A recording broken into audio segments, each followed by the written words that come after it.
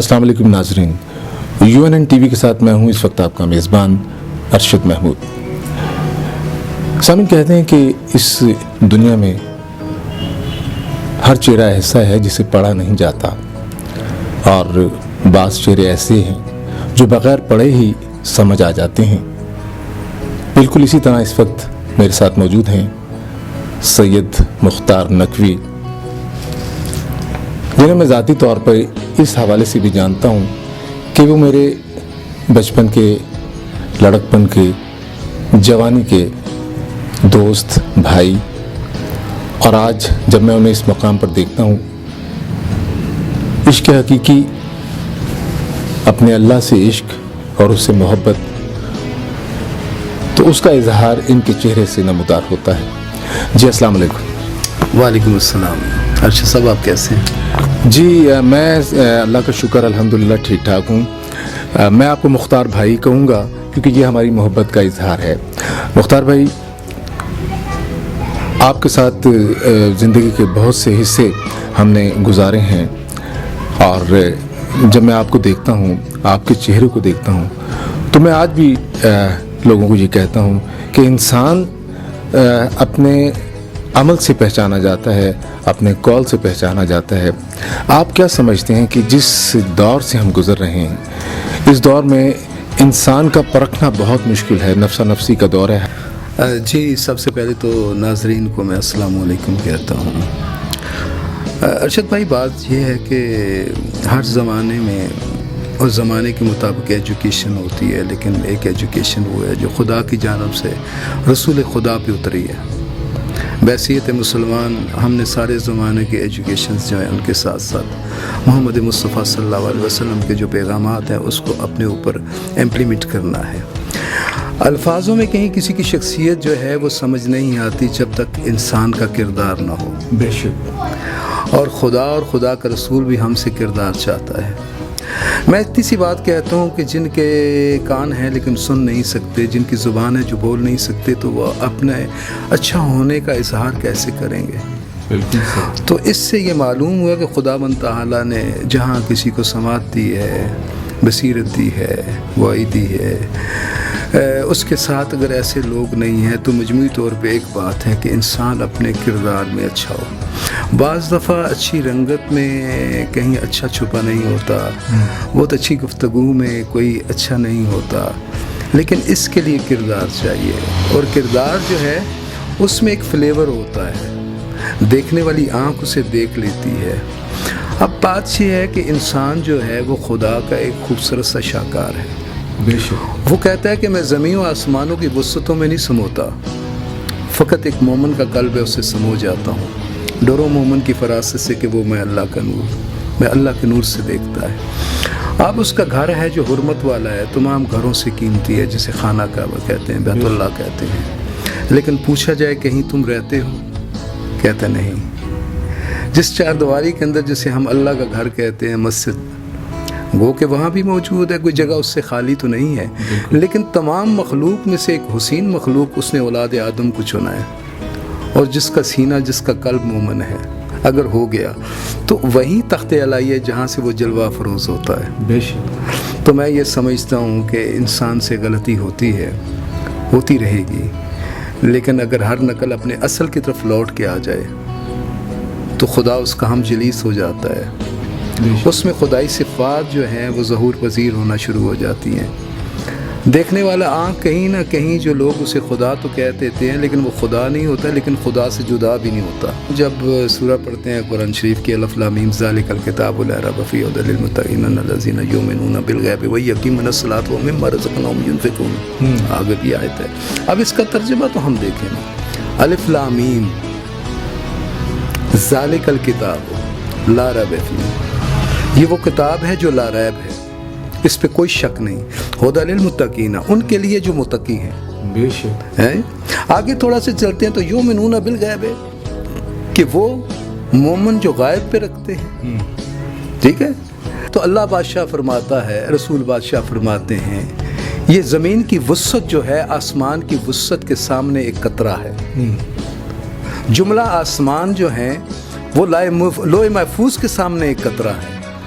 लोहे महफूज कलम की नोक के सामने एक कतरा है, कलम जो है वो अल्लाह की कुर्सी के सामने एक कतरा है, और अल्लाह की कुर्सी जो है वो अर्श अकबर के सामने एक कतरा है। क्या बात। और अर्श अकबर के किंगरे हैं जिसके ऊपर जो है कलमा तैयबा लिखा हुआ है, उसमें कंदीलें लटकी हुई हैं, और 14 तबक ज़मीन से लेके उस अर्श तक तय दर तय, जैसे प्याज के छिलके होते हैं तय दर तय लपेटे हुए हैं। उनके अंदर जो है 18,000 मखलूक़ात है, वो अपने अपने शऊर से जो है जो अल्लाह की जानब से दिया गया है वो कलमा तैयबा का जिक्र कर रहे हैं। अल्लाह बादशाह फरमाता है ये तमाम अशिया अगर एक पोटली में बांध दे और सामने मोमन का कल्ब रख दें तो ये असबंद के दाने के मानंदा है, यानी कि हरमल के दाने के मानंदा है। मोमन का कल्ब इतना बड़ा है। सुभान अल्लाह, सुभान अल्लाह। मुख्तार भाई माशाल्लाह बहुत ही खूबसूरत और दिल अफरोज़ गुफ्तगू आप कर रहे हैं इस वक्त।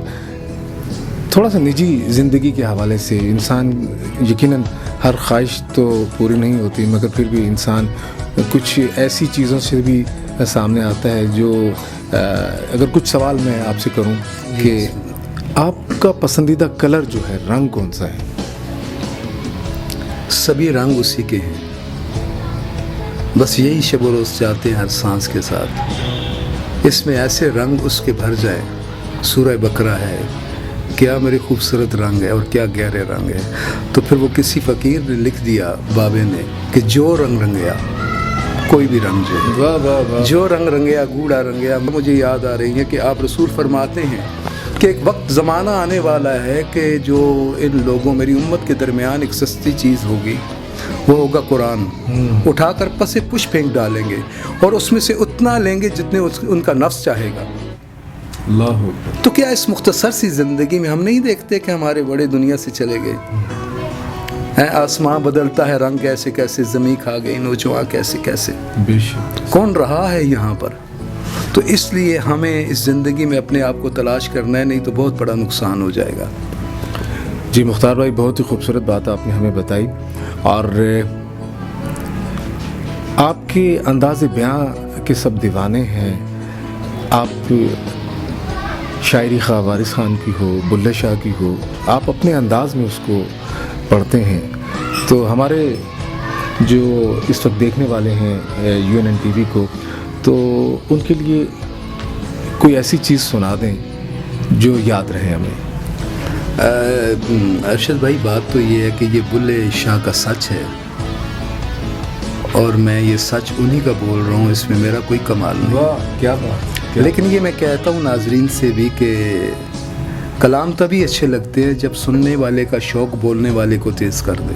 सुभान अल्लाह। तो बुल्ला शाह ने हर दौर की एक अक्कासी की है कुरान की रूह से।